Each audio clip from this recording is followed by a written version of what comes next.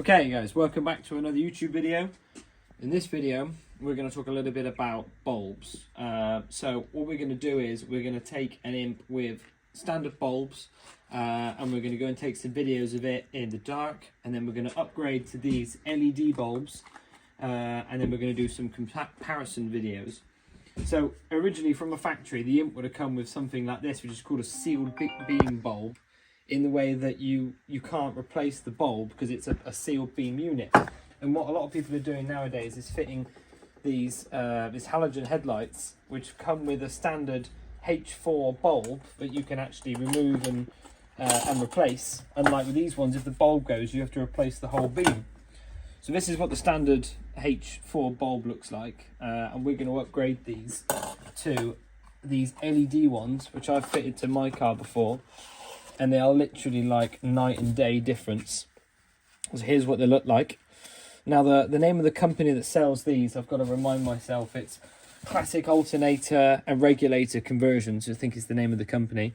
Now there's some really cheap and nasty ones on eBay that have a silly little fan on the back of it, and this chap's essentially designed these bulbs to run without the need for a fan to keep the bulb cool. So they're a really good quality bulb. And these are the only LED bulbs that I would run in my car. So we've also got the indicator bulbs, which are single end indicator bulbs. So we've got 4 of those. And to run LED indicators on an imp, the correct way to do it is use one of these, which is a LED flasher relay. So we've got one of those as well. And we've also got some stop and tail. Stop and tail. That's the indicator. That one. Where's the stop and tail one? Here we go. Stop and tail brake light bulbs. And again, these are the only ones that I would use in my car personally. Oh, torch just died. And then we've got some front side light bulbs in here as well. So we've got 2 of those, and 1 for the number plate light. And just to cover all bases, I've also gone and got an LED interior light bulb as well. So we're going to do a comparison of these before and after, and we're going to do a bit of a walkthrough on how you go changing these bulbs, and then we're going to go from there. So stay tuned for more.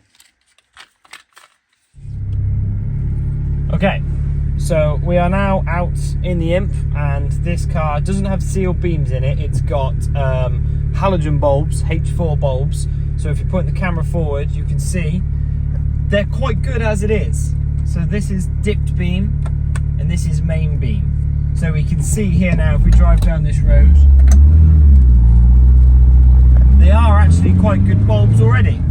But we do think that an improvement can be made on the original halogen bulbs once we move over to the LEDs.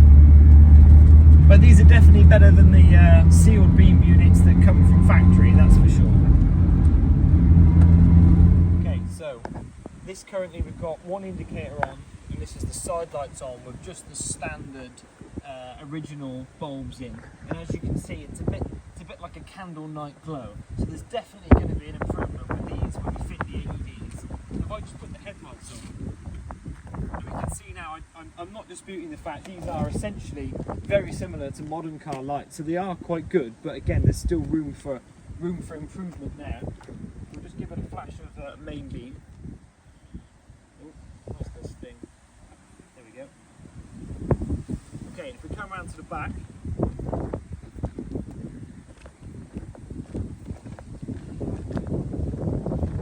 so on the back of the car here, you can see we've got a very dull singular number plate light. We've got the 2 stop and tails just with the side lights on, and we've obviously got the 1 flashing indicator. Again, really quite dull lights, to be honest. There's definitely a room for improvement with the LEDs. And there's the brake lights as well. So what we're going to do now is we're going to go and fit all the LED lights to the car and come back, and then we'll do a before and after. So let's crack on. So on late imps, they've got these lenses here that are essentially push and twist to get them to remove. They usually fall off, to be fair. So it's dead easy to change a bulb. So we're taking out the old bulb now. We're going to put in a nice new LED bulb. It should be a straight swap. Wonderful job. I'll do the same on the other side.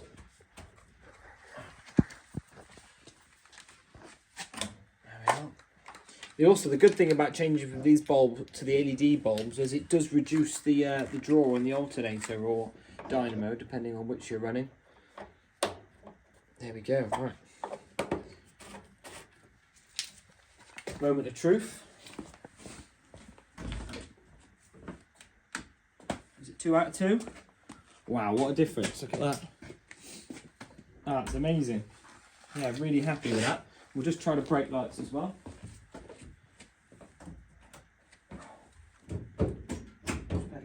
Wow, look at that. Blinding. Cool. Right, I'm really happy with that. Top job. Okay, so I've just removed the little glass bowl from here. I've done this off camera because sometimes they can be a bit of a nightmare. And now I'm just going to pop this bulb out and replace it with a new LED one here. Now, it's a bit fiddly to get this in, so we may have to take it all apart to make it work right, but we'll just give it a go now. Oh bloody hell, it's blinding. There we go, look at that. It's going to make a big difference, that is. Let's just close this. Wow, look at that. What a difference. Yeah, cool. We're happy with that. Right, what I'm going to do now is I'm just going to clean up this glass bowl because that's properly minging, and then we'll get it back together. So I've just put this little glass bowl back together. There's just 2 screws in here, and there. They're quite fiddly to get to, but if you take those out, remove the bowl, then you can get at the bulb to replace it. So that's all done now anyway, and we're going to move on to the fronts very shortly. So to change the front side lights and indicators, there's just 2 screws in here. One there, and one here. Oh gosh. And then the side lights just in this little corner in here. Oh, it's a bit fiddly. There he comes. There we are. Just a quick comparison of the old one versus the new one.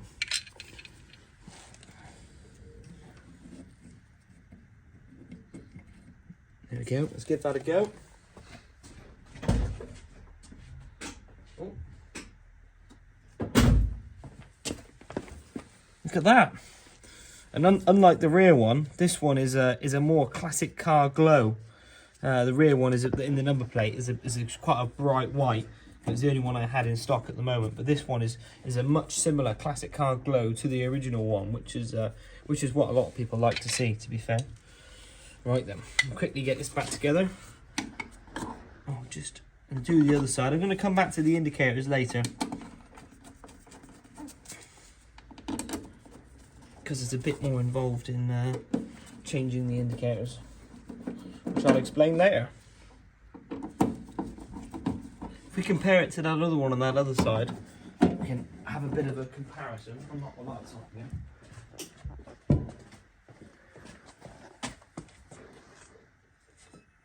Wow, yeah. It's definitely it's a lot clearer. Yeah, definitely brighter.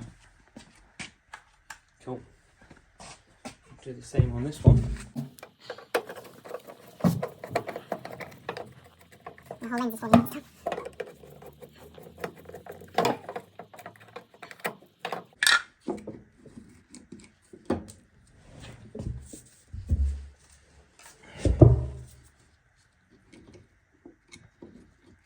There we go. Wonderful job. Right, I'm going to screw this back together, and then we'll crack on with changing the headlight bulbs. Okay, we're now going to change the headlight bulbs, and we do that by loosening these 2 bolts here. I don't actually think these are factory original bolts, so yours may look slightly different. There's one.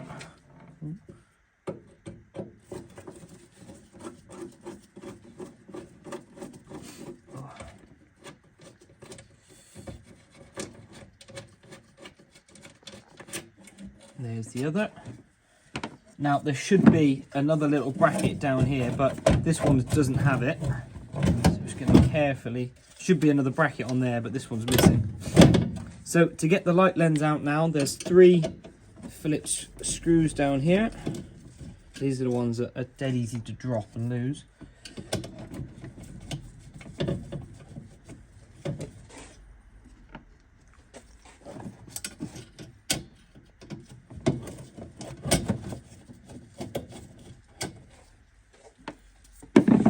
Pop that off there, pop that off here, pull the connector plug off the back. And now, as I mentioned earlier, these aren't sealed beam units, so we've got replaceable H4 bulbs. So we're gonna can only go in one way because there's 3 little prongs on here. So we're gonna change that for one of the new ones.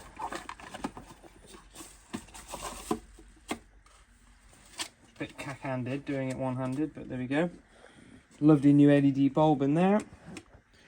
I didn't actually take enough note of how this came off. I think it's something like this.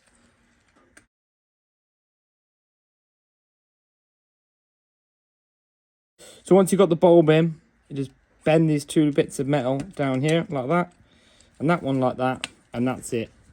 Job done. So now we're going to pop this back in here.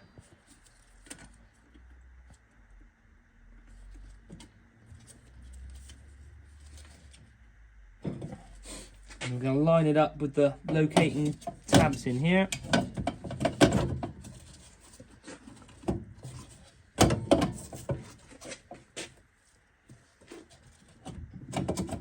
And then rebuild in reverse order without dropping all the tiny little screws.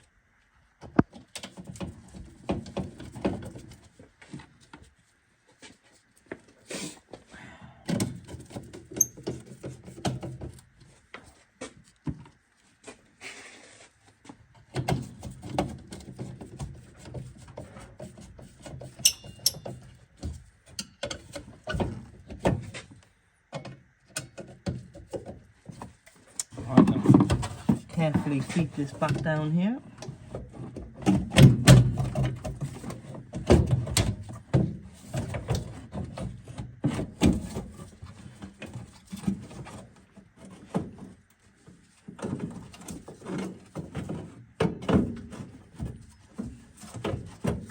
And there we go, we'll just pop one of these in there just for the sake of the video. And the other one. Right then.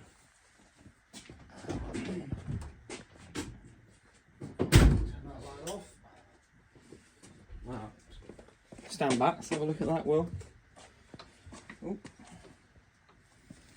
yeah. Yeah, so there's a much brighter glow from this one compared to that one. And not only that, we've also got a really good beam pattern. You see the beam pattern up here? There's a really nice solid kick, that is. So that looks really good. Yeah, definitely looks a lot brighter than the other one. Let's just try the main beam. Wow, look at that. Cool. Oh, I'm really happy with that. So, we're going to do the other one the same now. We'll have a look at the indicators, as we've got to fit the indicator relay, the flasher relay, and that may take some time. So we might go for another road test like this, and then come back and do another video. So we'll see how we get on now. So on this side, you can see here there's a little Phillips screw in here. And this is attached to another little clip which was missing on the other side. So we'll just demonstrate it for the purpose of the video. That's the clip that I was talking about, which is missing from the other side, which is not ideal, but we'll find him another one. So I'm not going to film this because it's the same as before. Wow, look at that.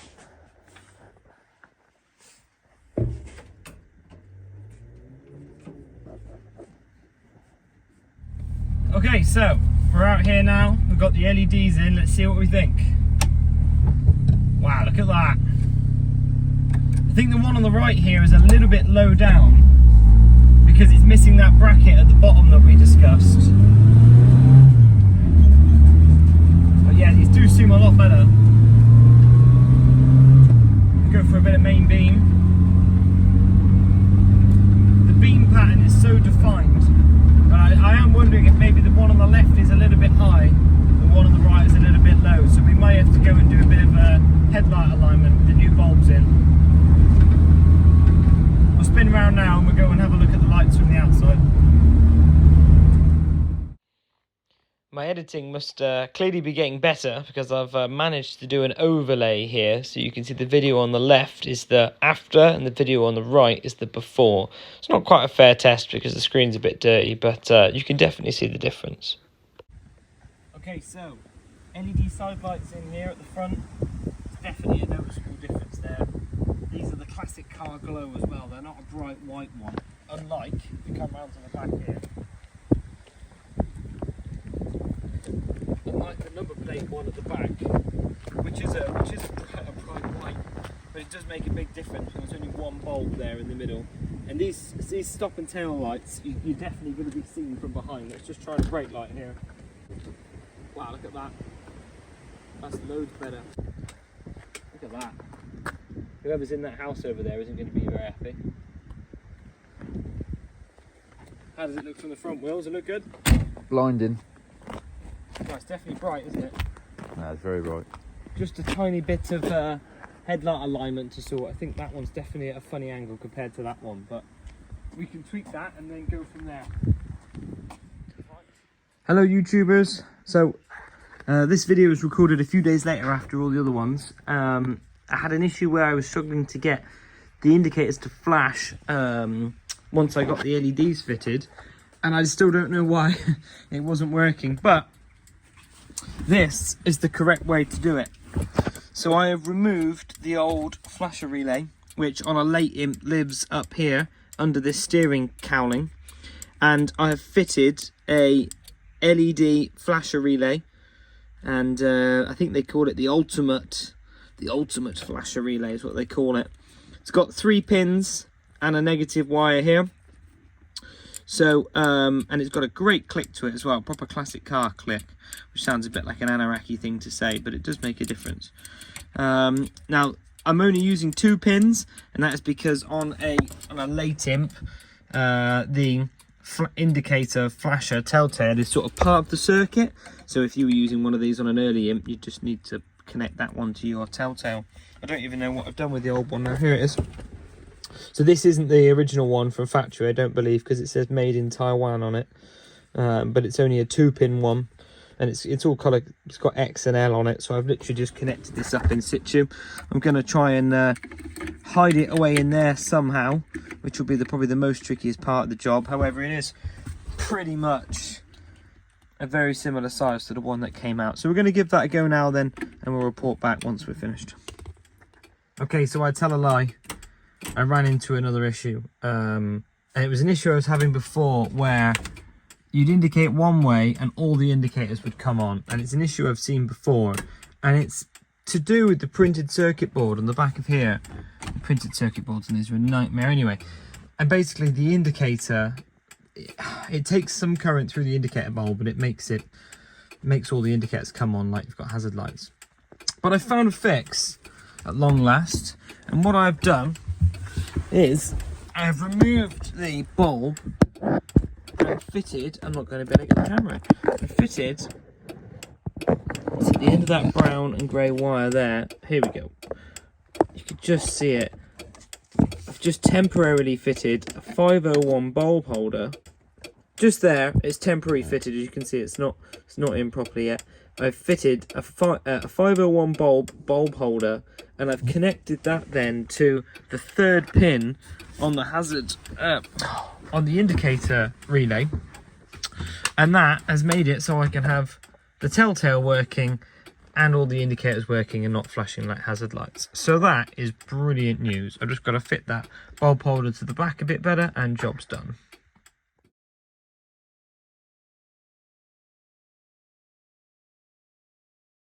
Okay guys, thank you for watching my latest video.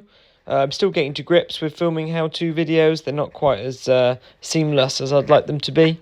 This video was filmed across a couple of days as well, which didn't help, and it was a little bit windy when we went out to do the nighttime shots. All in all, I'm really happy with the quality of LED bulbs I fitted. I always refrain away from using cheap LED bulbs. This total kit cost me about £212, I think it was, including the ultimate indicator flasher unit.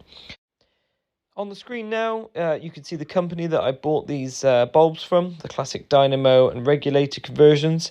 I think that they specialise in dynamos and regulators as well. But this isn't a paid promotion or anything like this. I just really rate their stuff, so go check them out. Again, I hope you enjoyed this video. I hope to see you on the next one.